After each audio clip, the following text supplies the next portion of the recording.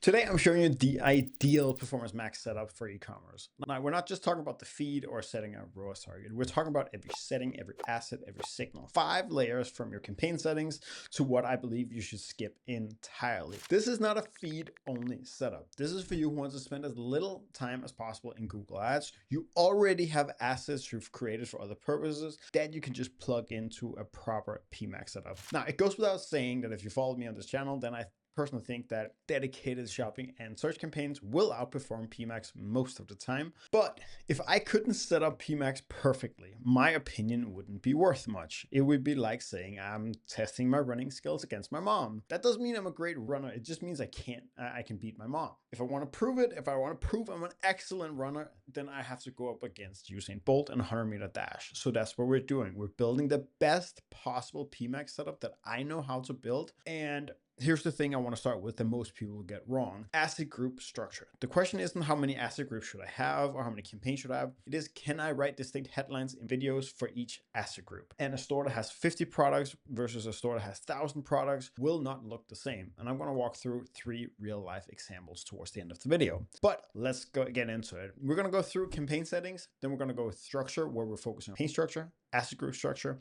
We're going to look at asset groups. We're going to look at what not to do. And then we're going to look at the real problem with PMax. Let's get into it. Let's start with the campaign settings.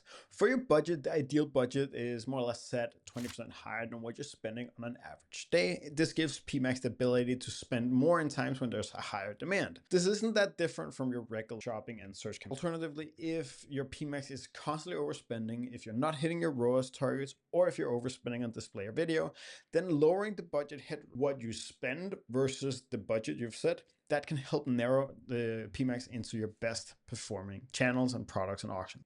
On the bidding side, then I want you to set a ROAS target in most scenarios. Without a ROAS target, you're basically managing to a budget. We need to figure out, you need to balance out your demand versus your budget, and it gets really, really hard to keep up. So in my opinion, you should just set the ROAS target that you're aiming towards and let the budget be. From an asset optimization standpoint, I want you to just click them all off. Full customization on all 3. So where asset optimization used to be these silly slideshows, then the AIs are getting better and we are sending in better assets. So we don't get this thing where we get this silly slideshow that's just horrible, but we can use the AI now to change the ratios in videos. So if you just send in a short video that does really well, then Google can try to expand it using its AI and it looks perfect. But there's a bunch of optimizations that it can do.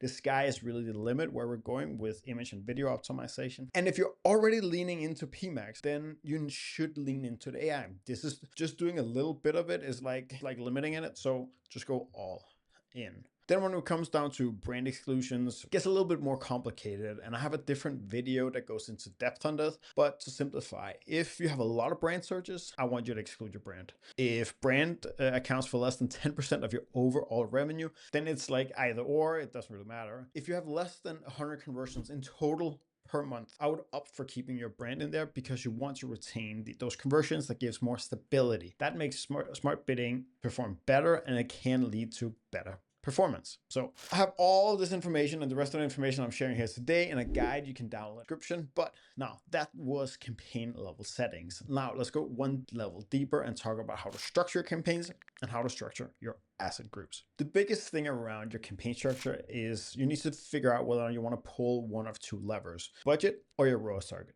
No other changes are meaningful on a campaign level. If you're not going to set a different budget or ROAS target for a group of products, then it's more harmful to create multiple campaigns than it is to keep them all together. PMax campaigns are notoriously silo-based. They don't talk together at all. So the more you split out your campaigns, the less data each campaign will get and performance will drop.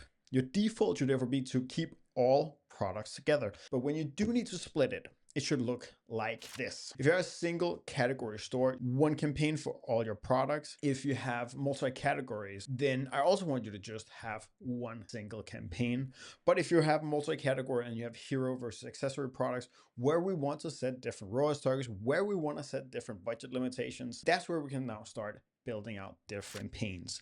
Don't just build out different campaigns for different categories, like you have bracelets and earrings. they go together. You can just change different asset groups in order to have an image of an earring and an ear and a bracelet, right? You know what I mean? That's much better than trying to do it all at once. When it comes to asset group structure, there's a long discussion on whether or not your asset group structure is going to depend on how many products you actually have. So let's simply just jump into 3 examples with 3 different amount of products and just discuss it. If we take the first one, so Luxreaders here on the screen, as we see on the website, has 3 categories, but for this purpose, one category accounts for 90% of the revenue. The baseline setup should thereby simply be a single asset group only for reading glasses. We don't need to do something more. Now, you could argue that if there's a significant difference in how men and women react to assets, then creating assets to each demographic could make sense. So you split it up into one asset group for men and one asset group for women. This way you have the female images that relate to females, etc., etc. That way, and it can work fairly well. But I would say off the bat, just merge them together. I don't think it'll be that big of a thing. Now, another example we have is Hairlust.com. So Hairlust has 300 products that are tightly focused around products and categories. Creating an asset group for each major product line or attribute actually makes sense in this case. And that's because it's so tightly wound to each individual issue. So if we take a look at the different products that they have, you can see that they are very focused on what they call attribute, but all the attributes are actually use cases or scenarios, and their product collections then fit into the different use cases or issues that women might experience. In this case, it makes perfect sense to create a rather complex setup where we combine the product in the product listings, we combine the images that has to do with that particular collection, we write headlines specifically to that issue, so it can be for curly hair, it can be for regrowth, it can be for reshine, like focusing all the assets in the videos with the text, with the images, with the products in very tightly created asset groups.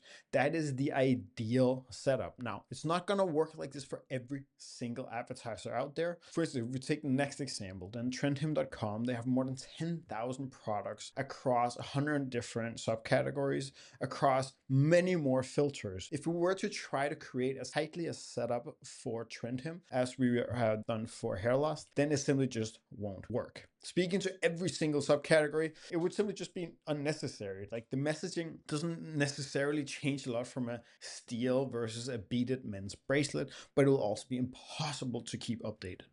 So the decision here is actually simple. Let's just create asset groups to more of the bigger categories on the site where we have to create different images, different headlines, different videos, and it will come up with something like this, where we have jewelry, we have watches, we have suit accessories, we have bags, we have apparel and underwear, we have eyewear, and then personal care as the main asset group setups. Now that we know what our asset groups look like in terms of the structure, we need to tell each one which products to show. That's what listing groups do.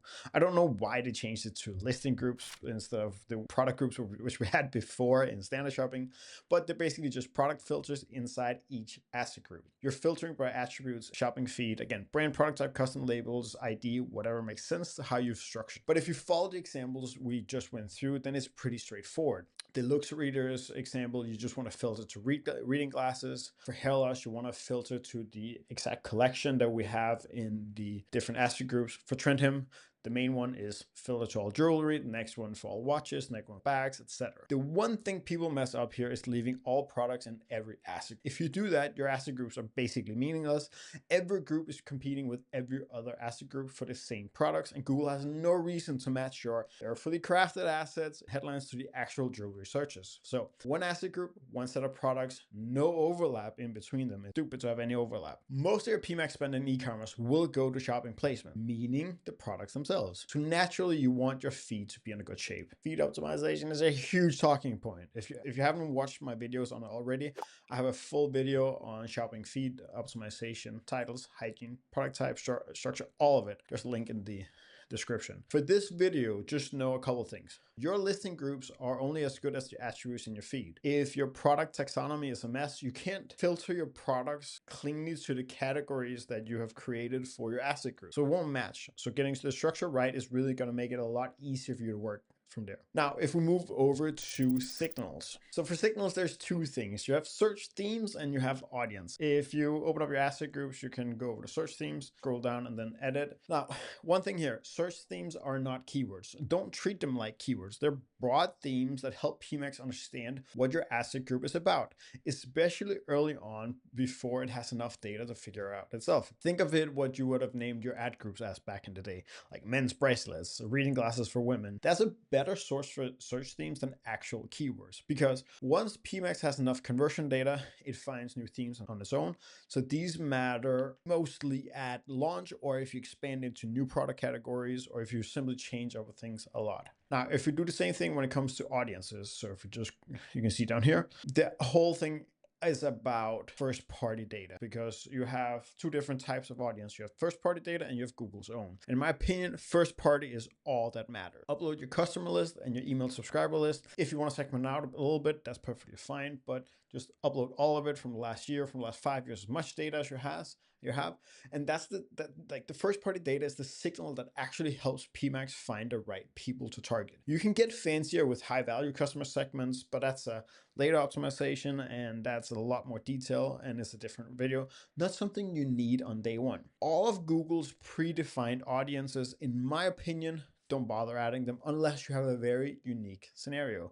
They're all just suggestions. PMax already has access to all of them for bidding purposes, like all smart bidding do. So adding them manually doesn't really change your targeting. It lightly nudges the algorithm slightly at the beginning, and in my opinion, it's simply just not worth your time. Signals will tell PMax who to target, and assets will tell it what to show them. And we have three different types of assets. We have text, images, and videos, and you need all three. Before we go through each one, I want to do a quick disclaimer. Creative optimization is not just a video, it's a video series. So what I'm covering here today is the setup, what to upload and how many. The deeper strategy around what type of creative converts, what kind of formats to test, how to iterate them all, that's all beyond the scope of this video. We have plenty of content on that if you want to go deeper, and I can also double click on a lot of our YouTube experience if you want that. But if we start with the text asset, if you've seen my video on the RSA writing framework, then this will feel very similar. PMax text assets follow the same logic. You have headlines, long headlines, and descriptions. And the same thing apply. You have the same 5 core headline formulas that you can use right here, just like you do when you write responsive search ads. And the same thing, if you do descriptions, write 2 or 3 of them. One focused on your value proposition, one on trust, and one on the specific product category. Don't overthink description. Your longer headlines, just reuse everything that you've done for headlines. Just write them longer. Tell AI to expand the headlines. Just don't overthink it. Now, there's one thing I wanted to touch on here, and it has to do with the brand guidelines. If you open up your asset group, you can see there's brand guidelines up here. And then as we move down here, you can see text guidelines. It's in beta right now. I fully expect this to be a major part of a lot of the things we do in the future. But here you can say, okay, what terms you want to exclude from the text or add headlines to write? What kind of messaging restrictions? Think of this as prompts, what to do and what not to do, so that you're starting to tell Google, okay, this is the kind of direction I want you to take. And you also tell it more about who you are. When we run prompts to write ads automatically for advertisers at scale, this is one of the key things we have to do. I think this part is going to be a huge part of not just PMax, but also AI Max in the future, in order to get better AI headlines written in the future. For images, you want to upload 5 to 10 images per asset group. You have 3 different sizes: landscape, you have square, and then you have the portrait. Now, if you want to focus on some of these things, then I want to make sure you mix up different product shots, on-model lifestyle shots, and close-up lifestyle. Don't upload 10 versions of the same flat product photo. Google already has that from the feed. Give Google some variety so you can test what works where. And remember, we turned on asset optimization earlier, so PMax can actually crop and remake these.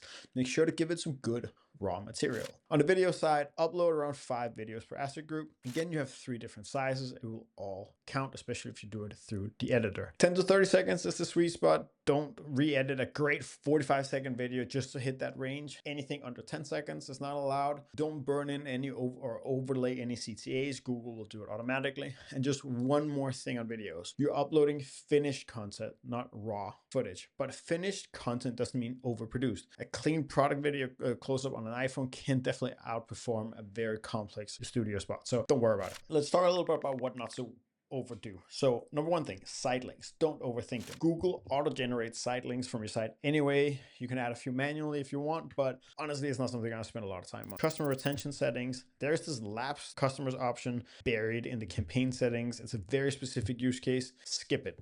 You don't need it. New customer acquisition settings, same idea. It's definitely something, we have a video that goes into depth with it. It's basically a setting where you can bid differently for new versus returning customers. It's just a big thing in itself. If this is your first PMax campaign or you haven't worked with this setting before, you don't have to do it. Just leave it off and come back to it once everything is running. Exclusions is a really big thing for me. You can exclude devices, demographics, locations, and keywords. Don't. At least not initially. I'd even go further. Most e-commerce advertisers shouldn't exclude anything at all unless you consistently see PMax spending money on something unprofitable, and that pattern holds over time. 3, 6, 9, 12 months.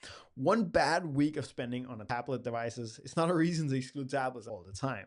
Just make sure you set up your PMax campaigns properly, give it good inputs, and let it do its job. Don't restrict it from day one. Wait with putting in any restrictions in place until you actually can see that it can't exclude something itself. I've just spent this entire video showing you how to build the best possible setup. But here's what I actually think. None of these settings are what holds PMax back. The real limitation is that PMax treats every channel the same. It applies one ROAS target across YouTube demand generation, shopping demand capture, and display image retargeting. 3 completely different jobs with different economics and different KPIs. A YouTube ad that introduces your brand to someone who's never heard of you should absolutely not be held to the same ROAS target as a shopping ad. Retargeting anybody who's already visited your site should also have a much higher ROAS than YouTube and the shopping search. So right now I can't tell PMax a bit more aggressively on YouTube to drive awareness, hold a strict ROAS in shopping, make sure we're getting exposure. And here's how hard I want you to hit retargeting. It's just one target across it all, which means PMax either leans into the cheapest conversions, usually retargeting and brand,